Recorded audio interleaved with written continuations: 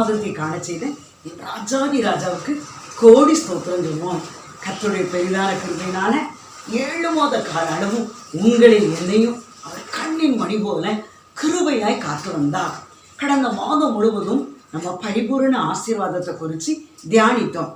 இந்த 8வது மாதத்தில் கர்த்தர் இதோ உங்களுக்கு ஒரு அருமையான வசனத்தின் மூலமா உங்களை திருப்திப்படுத்த போகிறார். 8வது மாதம் எப்படி இருக்குமோ என்று சொல்லி கலங்கி கொண்டு இருக்கீங்களா? ஏங்கி கொண்டு இருக்கீங்களா? கடந்த மாதம்லாம் எதிர்பார்த்த ஆசீர்வாதம் வரலையே, இந்த மாதத்திலேயாவது ஒரு ஆசீர்வாதம் வராதான்னு சொல்லி ஏங்கி கொண்டு இருக்கீங்களா? இதோ கர்த்தருடைய வார்த்தை உங்கள் நடுவிலே கடந்து வருகிறது, உங்கள் வீட்டுக்கு கடந்து வருகிறது. உபாகம புஸ்தகம் 28ஆம் அதிகாரம் 8ஆம் வசனம். கர்த்தர் உனக்கு கொடுக்கும் தேசத்தில் உன்னை ஆசீர்வதிப்பா. கர்த்தர் உனக்கு கொடுக்கும் இந்த தேசத்தில் உன்னை ஆசீர்வதிப்பா. அன்பு பிள்ளைகளே, யார் ஆசீர்வதிப்பா? நம்ம யாரெல்லாம் கர்த்தருக்கு பயந்து இருக்கோமோ, யாரெல்லாம் கர்த்தருடைய கற்பனைக்கு கீழ்ப்படிந்து இருக்கோமோ, யாரெல்லாம் கர்த்தருடைய சத்தத்துக்கு கீழ்ப்படிந்து இருக்கிறோமோ, யாரெல்லாம் கர்த்தருடைய சித்தத்தை நிறைவேற்றுவோமோ அவரை தான் ஆசீர்வதிப்பா. என் அன்பு பிள்ளைகளே, நம்ம ஆதியாகமும் யாத்திராகமும் லேவியராகமும் இந்த எண்ணாகமும் இந்த உபாகமும் இதிலெல்லாம் அந்த புஸ்தகத்திலலாம் பார்க்கும்போது இஸ்ரவேல் ஜனங்களை குறித்து பார்க்கணும். அந்த ஜனங்கள் வனாந்திரத்தில் நடையாக நடந்து வருகிறாங்க. அவங்களுக்கு எங்கேயுமே இருக்கிறதுக்கு இடம் இல்லை. ஏன்னா ஒரு பாலைவனத்தில் தான் நடந்து வருகிறார்கள். அந்த பாலைவனத்தில் நடந்து வரும்போது அவங்க வாழ்க்கையில் போட்ட வஸ்திரம்தான், பாதரட்சை தான், அதெல்லாம் என்ன செய்யலை, பழமையாகலை. ஒருவேளை தண்ணி இல்லாத ஒரு வறட்சி, அதில் ஒரு செழுமை ஆண்டர் கொடுக்குறான். அதே போல் ஆகாரம் இல்லாத ஒரு வறட்சி, அதில் ஆண்டர் என்ன செய்கிறாரு, திருப்தியான ஆகாரத்தை கொடுக்குறான். அப்படி ஒவ்வொரு வித பாடுகளையும் நெருக்கத்திலையும் உபத்திரத்திலையும் கடந்து வந்தாங்க. அதன் பின்பு தான் ஆண்டவர் என்ன செய்கிறார், அவர்களுக்கு ஒரு ஆசீர்வாதத்தை கொடுக்கிறான்.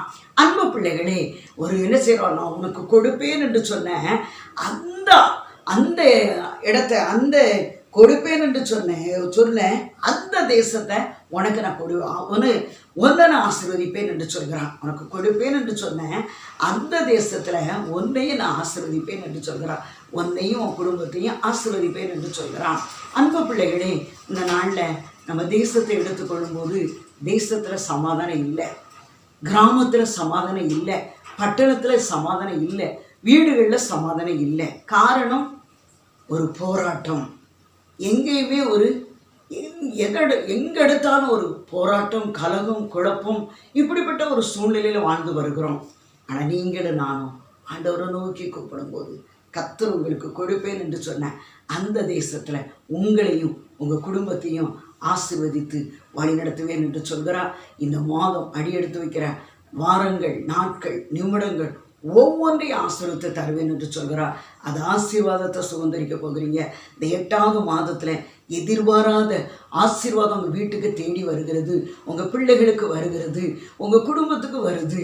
உங்களை கர்த்தர் ஆசீர்வதிக்கிறார். ஜெபிப்போமா?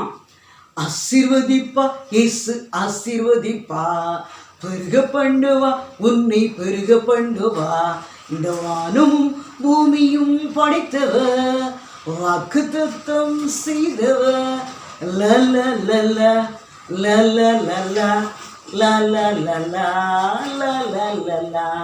பரிசுத்தம் உள்ள தகப்பனே, உங்களுக்கு நன்றியப்பா. ஐயா, இந்த நிகழ்ச்சியை பார்த்து கொண்டிருக்கிற என் அன்பு பிள்ளைகள் யாராக இருந்தாலும் இல்லங்களில் படுக்கையில் இருப்பார்களோ, ஒருவேளை எனக்கு வேலையிலேன்னு கலங்கி கொண்டு இருப்பார்களோ, இந்த மாதத்திலேயாவது என் பிள்ளைக்கு திருமண காரியம் ஒழுங்காகிறாதா என்று சொல்லி ஏங்கி கொண்டு இருக்கிற பிள்ளைங்க வாழ்க்கையில் ஆண்டவரே திருமண காரியத்தை வாய்க்க பண்ணுங்க.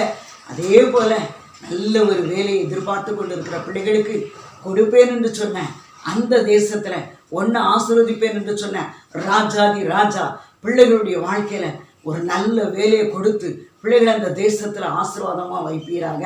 அதே போல் கற்பை இல்லைன்னு சொல்லி கலங்கி கொண்டு இருக்கிற பிள்ளைகளுக்கு இந்த மாதத்தில் கொடுப்பேன் என்று சொன்ன அந்த கற்பத்தை கொடுத்து பிள்ளைகளை ஆசீர்வதிப்பீராக. ஆண்டவரே, பலவிதமான பிரச்சனைகளோடு சமாதானத்தை இழந்து தவிக்கிற பிள்ளைகளுடைய வாழ்க்கையில் ஆண்டவரே சமாதான குலைச்சல்களாக மாற்றி ஒரு பெரிய சமாதானத்தை கொடுப்பீராக, பெரிய ஆசீர்வாதத்தை கொடுப்பீராக. இந்த நாமம் மட்டும் மகிமைப்படட்டும்.